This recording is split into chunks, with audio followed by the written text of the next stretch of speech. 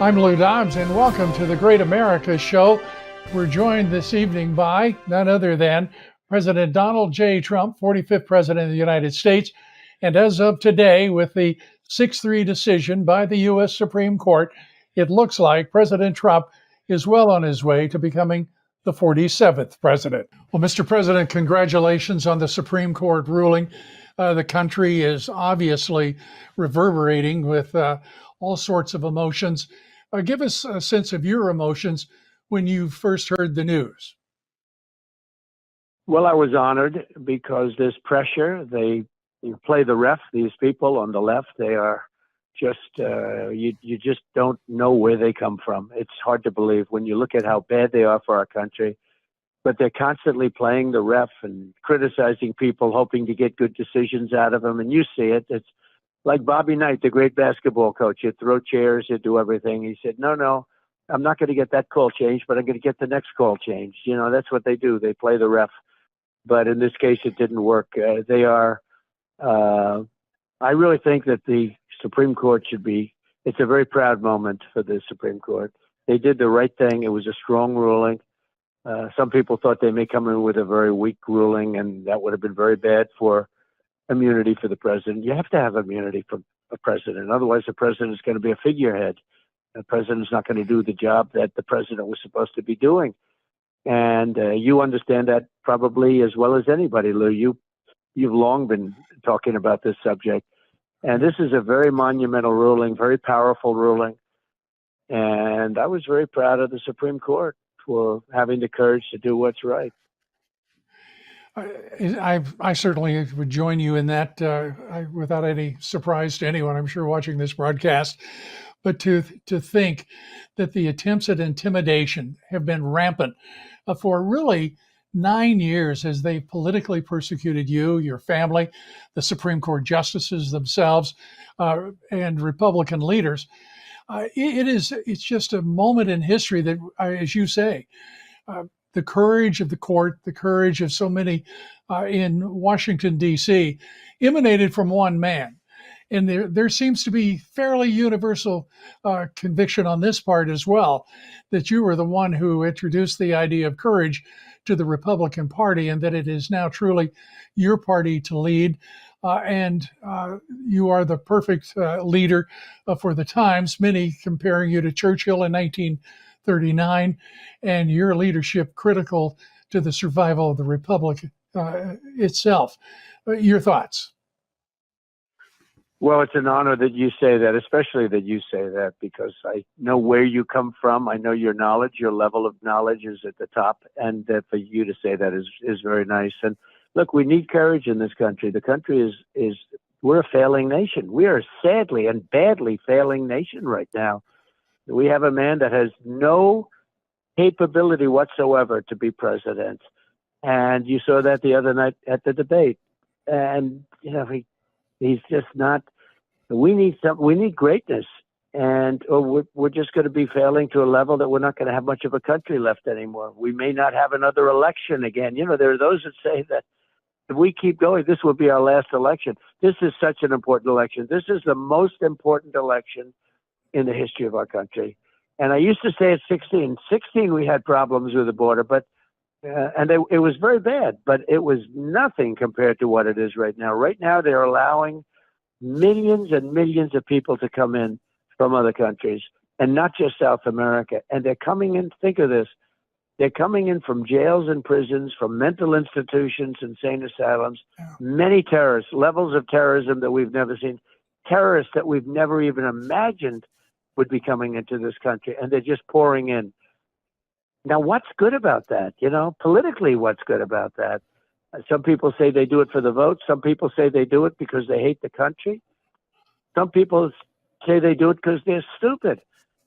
But regardless of why they're doing it, they're destroying our country, and we have to stop it. We have to stop it immediately, or we're really going to be we're already in big trouble, but we'll really be in big trouble. You know, to that point, Mr. President, everyone knows that this is going to be a difficult period, not only the remaining months of the campaign, but the first years or at least of your presidency will be very tough.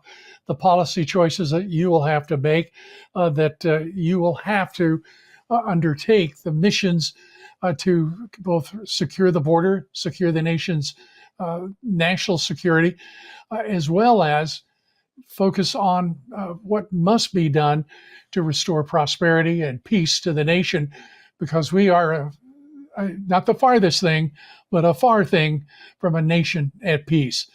Your thoughts about priorities as you have been leading your campaign and taking the battles straight to the president, who has done such a woeful job of securing our national security and absolutely restoring prosperity. So we have to immediately close the border, and we still want people to come in, but they have to come in through the legal process, and we can do that. We want people, I want people, but we have to secure the border immediately. And that has to do with not only people, it has to do with drugs, it has to do with human trafficking, which is at an all-time high. So we have to immediately secure the border. We have to immediately start, the term I use is drill, baby, drill. We have more liquid gold under our feet than any other nation, more than Saudi Arabia, more than Russia. We have to drill. We have to get our energy costs down. That's going to bring inflation down. But a lot of great things can happen. One of the things we're going to have to do is we're going to have to go to the Eisenhower. General Eisenhower, President Eisenhower was very big on deportation of people that came in illegally. Right. And we're going to have to go to that. We're going to have to deport tremendous numbers of people, and we're going to start with the criminals, and we're going to start with the people that come out of the mental institutions. We cannot have them in our country. It's not sustainable. It's not sustainable. Our whole quality of life. Look at what's happening. I mean, I had lunch yesterday with the mother of a young girl who was killed by horrendous people, 12-year-old girl, by the way. But you see that all the time now. You're seeing it all the time. We can't have it, and we're not going to have it. And we're going to bring peace and prosperity back to our country. But we're going to have to deport a lot of people. They have people coming in by numbers.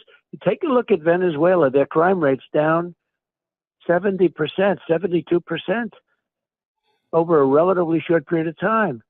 And it's not because of any other reason other than they've taken their gang leaders and their drug lords and everybody, they've moved them into the United States. They've moved all their criminals, literally. By the time they're finished, it'll be all. In fact, I'm surprised it's taken them that long. And that's true with many other countries, too. You look at crime rates are down all over the world. You know why they're down? Because they're sending their criminals into the United States. And these criminals are tough, Lou. This isn't like, baby stuff. These are tough, hard, vicious people. And they're coming into our country and they're destroying our country because we have a president that has a low IQ. He doesn't know what the hell he's doing. And we have to change that. And that's always tough because as soon as you bring one person where you make a mistake and you bring a person who's a beautiful father with a beautiful wife and beautiful children, and they make a mistake and they end up on the front page of every newspaper and they think that all the killers, all the people that have killed people are all wonderful. So, it's a very tricky problem, politically tricky, and a lot of traps all over the place. But we have to get the bad people. We got to get them out, and we got to get them out fast. They're killing people all over the place, and you see it every single day now. You're seeing it, people getting killed by the Biden migrants. I call them the Biden migrants, and that's exactly what they are.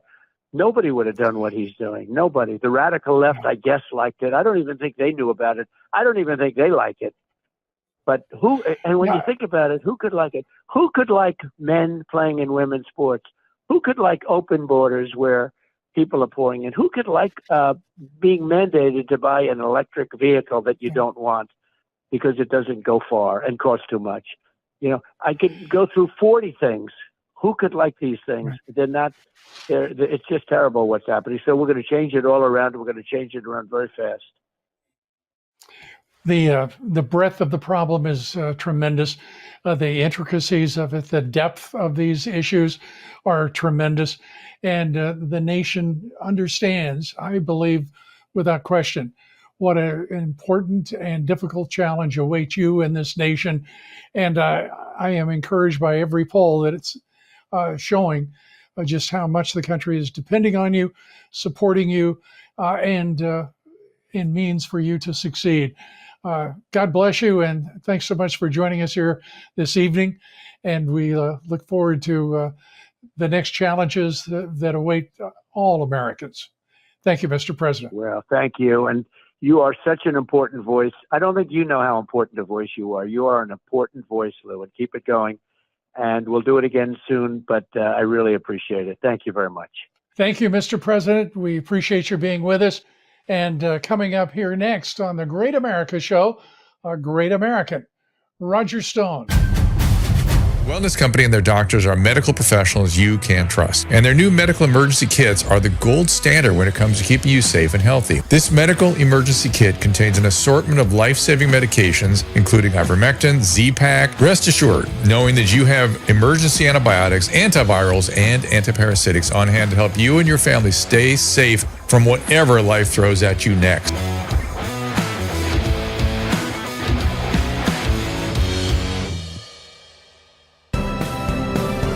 Roger, what a great day to talk with you, a man who has been associated with, worked with, and supported Donald Trump for decades. To see him absolutely exonerated, validated by the Supreme Court, what a moment in history. And many are saying right now that this is the most important ruling to be handed down by the court in its history. You're thinking. Well, what's happened here is Donald Trump has won his due process rights. You see, the cabal of corrupted prosecutors trying to expedite these federal charges against him in a witch hunt, rushing to try to do it before the election to impact and therefore interfere with the election, are furious that Trump fought for and got his due process rights. And therefore, they're not going to be able to try to railroad him or lynch him before many legal questions are solved and settled in the courts, their future hearings, but it's all next year. So this is a great victory for letting the people decide. Let the people decide, not the courts, who should be the next president. That New York frame job didn't sit well with the American people because it stinks of what it is. Manipulation of the law. Even Andrew Cuomo said, if his last name wasn't Trump, I was the former Attorney General of New York, and I can tell you that case would never have been brought. So it is, and then Trump's stellar performance in the debate where he's focused, he's funny, he's strong, he doesn't take the bait, he remains totally focused on pounding Biden on the economy and the border. And then we see the physical deterioration, the public meltdown of Joe Biden on national television. It was painful. It's what we've been saying for some time, which the Democrats have vehemently denied, but the man is not up to the job, causing the greatest split in the Democratic Party since the Vietnam War in 1968. Lou?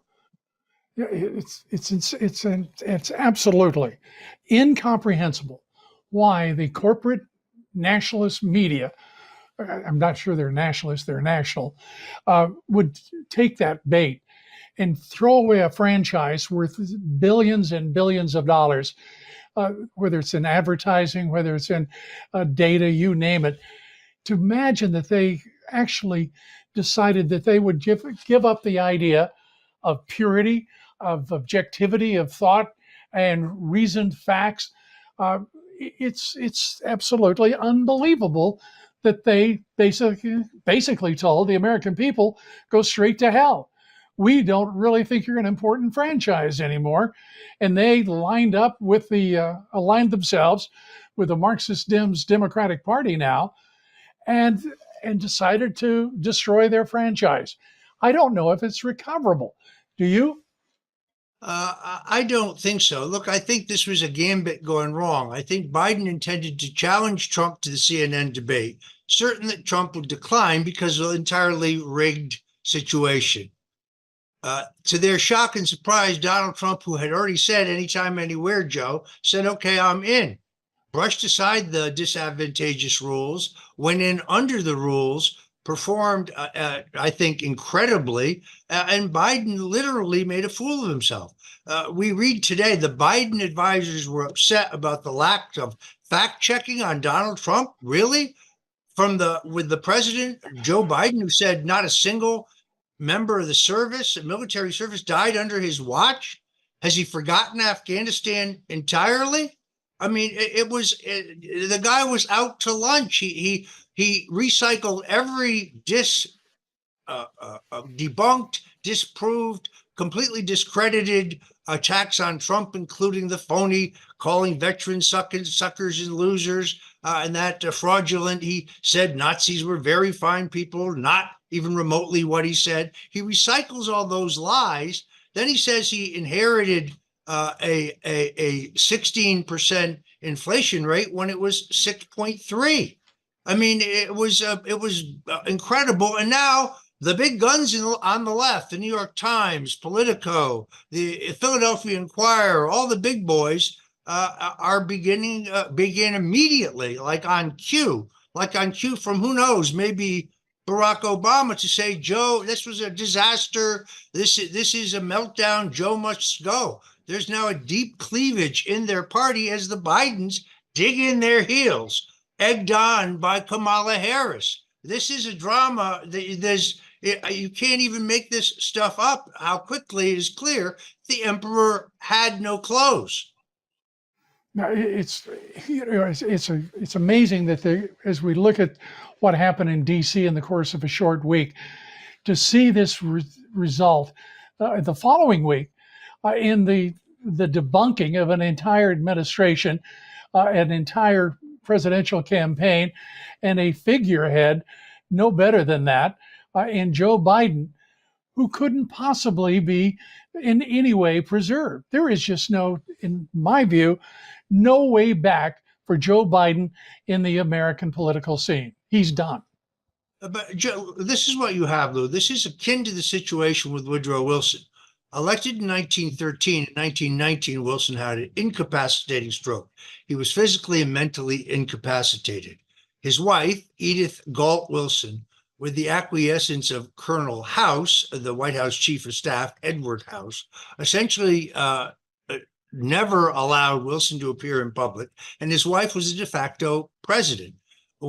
She made all major decisions, and when it came time for him to sign documents, she would put a pen in his hand and move his hand. That's exactly what you have today. Jill Biden is running the country. The babysitter who Joe started an affair with when he was married to his first wife before she was tragically killed in a car accident, who is now the de facto president of the United States. And he says Donald Trump has the morals of an alley cat. What about that? And thank you for being with us, Roger Stone. We appreciate it. Thank you, everybody, for joining us here on the Great America Show. See you here tomorrow. God bless you. God bless America.